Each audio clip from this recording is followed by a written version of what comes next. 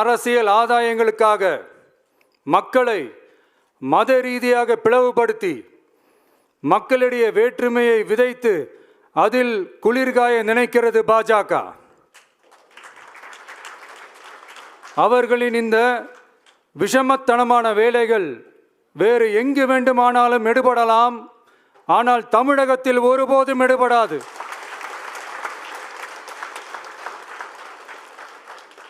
சமூக நீதியும் நல்லிணக்கமும் சகோதரத்துவமும் சமத்துவமும் ஆழமாய் வேரூன்றிய மண் இந்த தமிழ்நாட்டு மண்.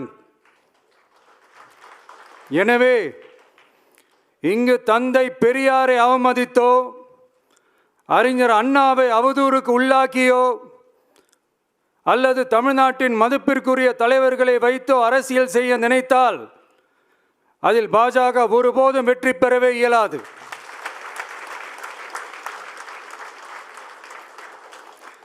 சுயநல அரசியல் லாபங்களுக்காக பாஜகவுடன் கூடி குழைந்து கூட்டணி போக திமுகவோ அதிமுகவோ இல்லை. நம் தமிழக வெற்றி கழகம்.